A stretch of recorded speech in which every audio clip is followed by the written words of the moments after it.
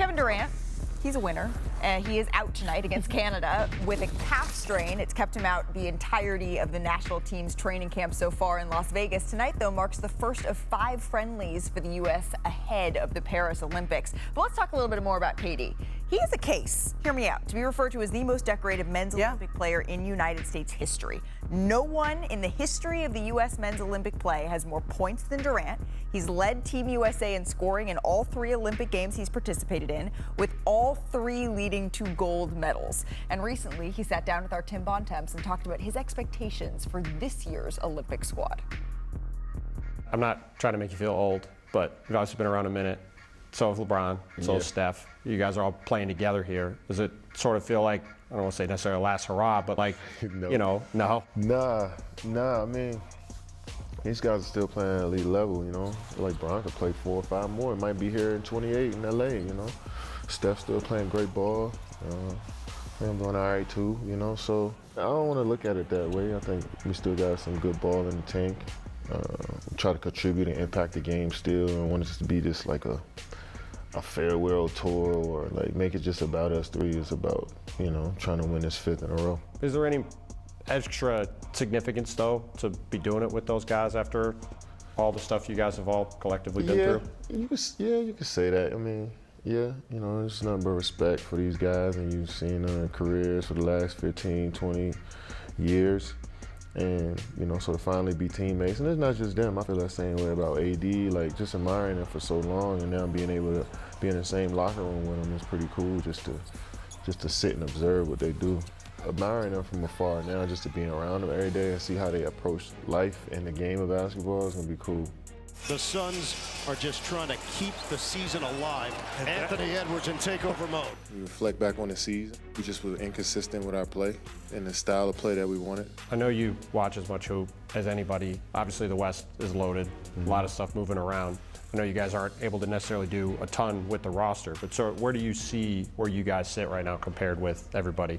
I like our team. We got me, Brad, and Book, who can go off and do a lot of different things on the basketball court. It starts with us. I love who we are. I felt like we gave away a lot of games last year, and we won 49 of them.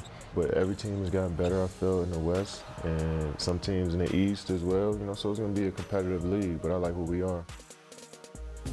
So the Suns, they only have the 10th highest odds to win a title heading into the season. That is the lowest for a Kevin Durant anchored team since his 3rd season in the league, when the Thunder went on to win 50 games. So Zach, it seems like as all these teams in the West, your Oklahoma City Thunder are making all these moves, the Phoenix Suns are a little bit hamstrung here. They can't do anything with Bradley Beal's contract. He's one of now 2 players in the NBA who has a no-trade clause. So do you think that the sun is already setting, if you will, on Phoenix's window with KD, Zach? Look, I'm never going to count out a team with Kevin Durant and Devin Booker. Mike Budenholzer is a fresh voice. Royce O'Neal's back. The Monty Morris signing is a nice signing. But this team is facing an uphill battle. They just didn't look right for really any stretch last season in terms of the chemistry on offense, the fit on offense. More time together for the stars would help that. Hopefully they get that this year. Bradley Beal hasn't played 60 games or more since 2019. More than 60 games since 2019. So we'll see. Minnesota just bullied them in the first round, physically overpowered them. And I'm not sure they've done anything to address that, to address the fact that they were kind of a shaky defensive team for the most part in the regular season. But if they're healthy and they're together, they have a chance to beat anyone in a series and maybe win a round or 2, but it's going to be an uphill battle. Now, those odds, I think, correctly reflect where they are entering the season. Man, time flies. It was 10 months ago today that Team Canada got their biggest win in program history, defeating Team USA in the bronze medal game in the FIBA World Cup. But that American roster was not this American roster, right? The Avengers have assembled. LeBron James, Steph Curry, they will be rocking the red, white, and blue. And then they helped recruit Joel Embiid to join the squad. Team USA's all-time leading scorer, Kevin Durant, is back for more. The reigning NBA champ, Jason Tatum, is ready to go too. So they look a little bit different for these Olympics. So welcoming back here our Tim Bontemps, who is in Las Vegas. Tim, what should people expect tonight when they watch these, I'll put it in air quotes, Avengers play against Team Canada? Well, Malik, I'm really excited to see these guys get in a full game on the court against one of the medal favorites in Paris, in Team Canada. It should be really fun to watch. And this is really our first opportunity to see what this group is going to look like. We've seen little snippets of scrimmages over the past few days, but this is going to be a full 40-minute game against an elite team, and we'll find out. Say, for example, outside of Steph Curry, LeBron James, and Joel Embiid, the 3 guys that are locked into the starting lineup, who are the 2 guys that will play next to them to start this game tonight against Canada? Kevin Durant, one of the possibilities of being one of those spots. He is injured. He's been dealing with this calf strain that's kept him out of camp.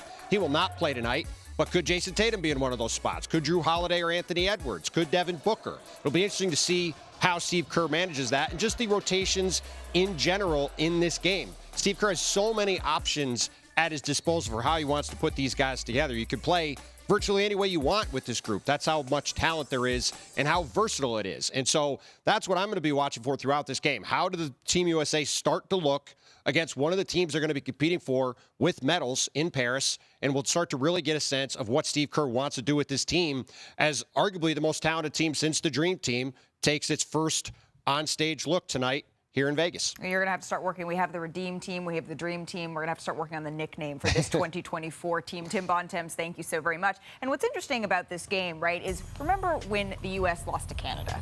There was this whole discourse and discussion about, okay, watch out, the rest of the world, the talent is catching up here with the United States. Ramona Shelburne dressed appropriately for this discussion in the red here. How important do you think it is, Ramona, for Team USA to come out, make a statement tonight against Canada, even though it's a different roster? I think it's hugely important because Team Canada is a lot of the reason why all these stars came out and said, we need to play for Team USA. This is why Steph Curry and LeBron and Kevin Durant, all these guys have said, we can't lose like this anymore on the world stage. And we've heard this before with the Redeem Team, but this is probably the most talented international team the U.S. has had since the Dream Team in '92, and maybe even more talented than that team. So this is throwing talent at the problem, but let's see if talent is enough, because Canada is a team that knows how to play together. They know the FIBA style. They've been with each other. They have chemistry. This Team USA, they've been together for a couple of days. I'm sorry, I was distracted because you were trying to find a new name for this team. Rhymes. I was thinking and I actually searched what rhymes with dream and redeem. Is it like this team is very talented, so they're the extreme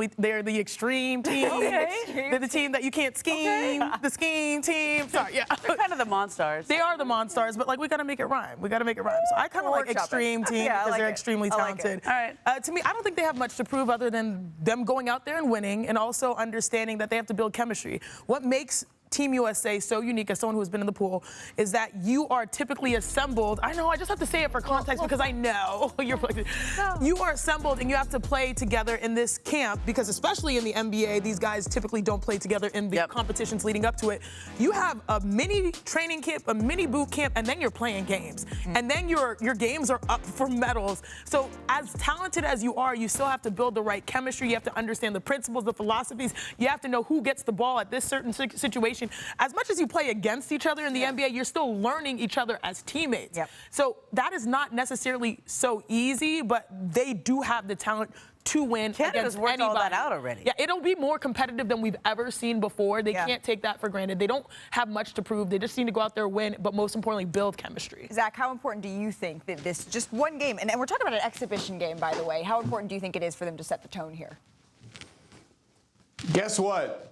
If they lose tonight, I am not going to care at all unless they lose by like 20 or 30. It's an exhibition game. This is the first step in a long, long journey. This is about, okay, let's see how this lineup combination looks. Let's see how that lineup combination looks. Let's see how we can use Joel Embiid on offense. Are we going to post him up? Are we going to pick and pop? How is that going to look? Yes, they should beat Canada. Yes, I expect them to beat Canada. But this is step one. We are all going to forget about this game real quickly, no matter how it ends. I'm just curious to see what Steve Kerr envisions for this team. What lineup combinations does he like and not like, and how everybody fits together. This is just the stage one of the journey. Let's just sit back and enjoy it. Don't fret. Just have some fun. So in all that not fretting and just having fun, those two remaining starting lineup spots that Tim Bontemps is discussing, who would you slot in there? Me? Yeah. Yes. Yes, you. Well, if you don't say Anthony Edwards, you're going to have a problem. I mean, but my starting five is Steph, Tatum, Durant, Embiid. Let's go. Steph, So Tatum, Durant, Embiid. And LeBron. Yeah, and LeBron. I mean, look, I think Anthony Edwards got to go in there. He's the guy that's been in that program. He was the best player on Team USA last year. He's self-proclaimed, I guess, this year. But, I mean, he's the guy who's earned it. And I also think he's the best defender on the team right now in that point of attack defense. Well, and he did say that he knows that his defense, that would be the calling card to get him a little bit more playing time. I have found the name. Does that matter? Yes. Okay. Is it the meme team? No. America, we've had the Dream Team. We've had the Redeem Team. This is the Supreme Team. Oh, there you go. The Supreme. Oh, she did it. Thank She you. did it. Thank you. The Supreme. You're welcome.